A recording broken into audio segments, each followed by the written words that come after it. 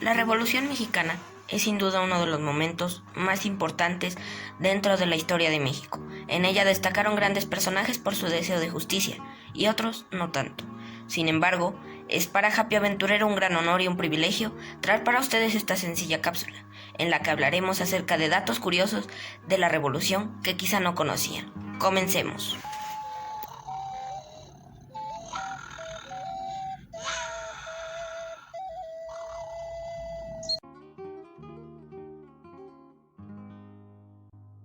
Probablemente te quedes como esta llama cuando escuchas que sufragio efectivo o no reelección no es una frase de Madero, sino que es de José de la Cruz Porfirio Díaz Mori.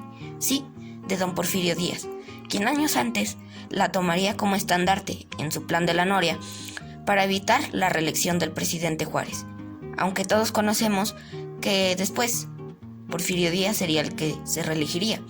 Así que tal vez lo que deseaba hacer Francisco I. Madero era darle a don Porfirio cachetada con guante blanco.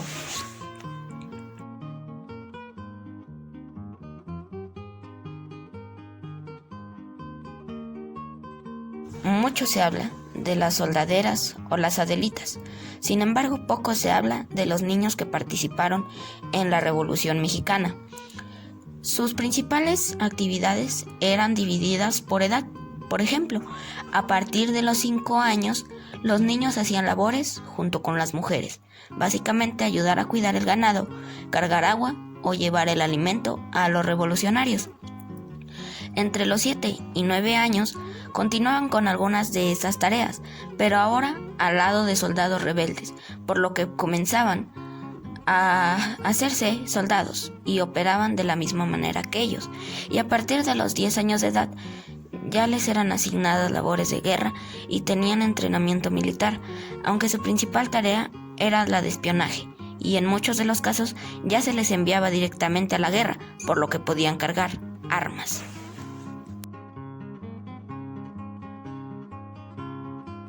Otra de las frases que atribuimos erróneamente a otro personaje histórico es Tierra y Libertad, que atribuimos a Emiliano Zapata. Sin embargo, este la tomó de los hermanos Flores Magón, que estaban muy allegados a los ideales rusos, los ideales del comunismo, y que fueron muy críticos durante el porfiriato. Sin embargo, la frase Tierra y Libertad que ellos tomaron, la tomaron de ni más ni menos que un escritor ruso llamado Alexander Herzen. ¿Sí?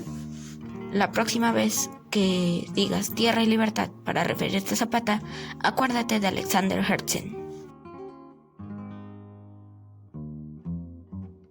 Ahorita que hace frío, acuérdate del café de olla, que justamente apareció durante la Revolución, gracias a las Adelitas, que preparaban un café con especias y piloncillo. Su nombre se debe a la forma de preparación, pues se hace en ollas de barro y posteriormente se sirve en pequeños jarros del mismo material.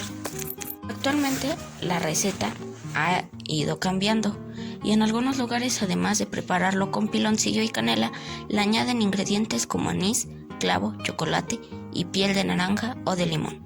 Así que la próxima vez que te tomes un cafecito de olla, acuérdate de las Adelitas durante la Revolución.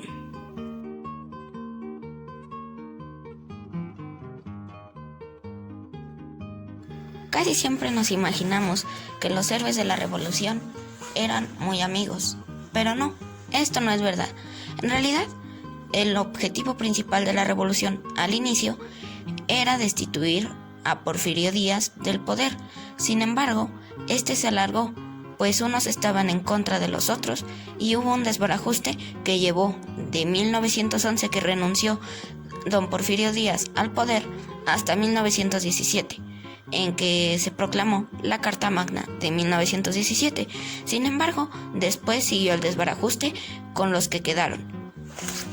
Y pues la revolución se convirtió un todos contra todos.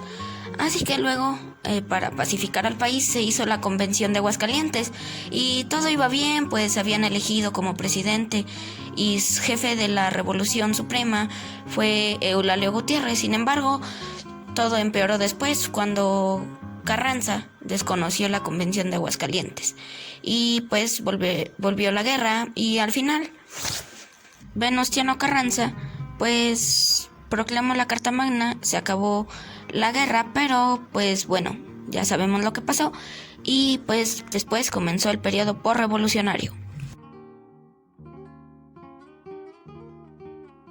Bueno, Emiliano Zapata tampoco era pobre, al contrario de lo que la historia pues a veces nos dicen o nos imaginamos, porque bueno, en realidad se decía que a Emiliano Zapata le gustaba mucho la comida francesa y el coñac, además de que tenía tierras y caballos.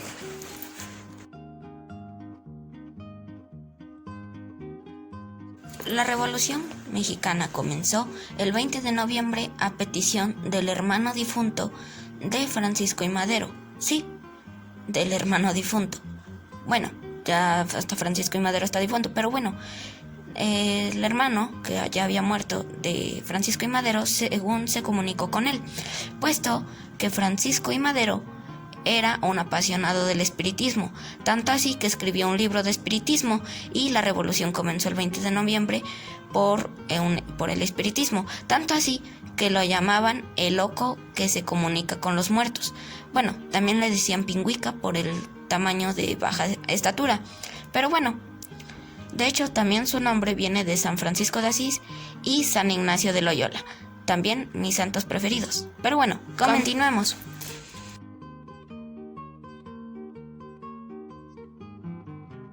Y a que esta no te la sabías. Felix A. Sommerfeld fue un doble agente de inteligencia alemán que se convirtió en uno de los aliados más importantes de Francisco I. Madero, trabajando con los más altos niveles de los gobiernos de Estados Unidos y Alemania, construyendo una notoria red de agentes a lo largo de la frontera entre Estados Unidos y México. Sí, México. Sommerfeld se puede considerar como uno de los pioneros de los servicios de inteligencia en nuestro país.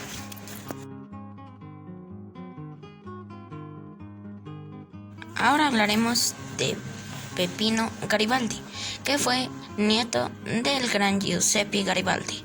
Sí, bueno, él vino a México en abril de 1911 y se incorporó a las fuerzas maderistas, además de que participó en varios combates en el estado de Chihuahua, por lo que Francisco I. Madero lo nombró coronel antes de la batalla de Casas Grandes, donde alcanzó el grado de general.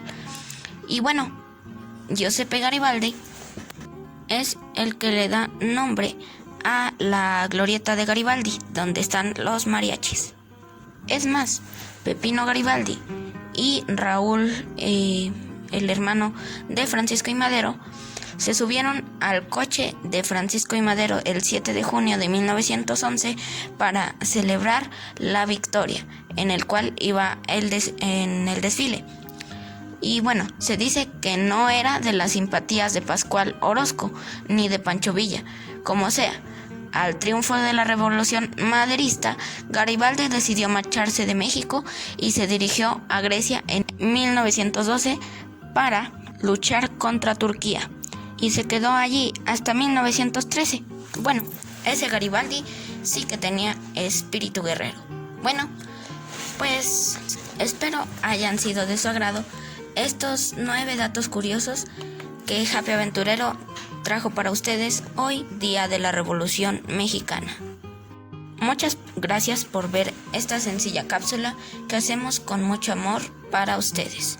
No se olviden de dejar su like y suscribirse si aún no lo han hecho, así como compartir.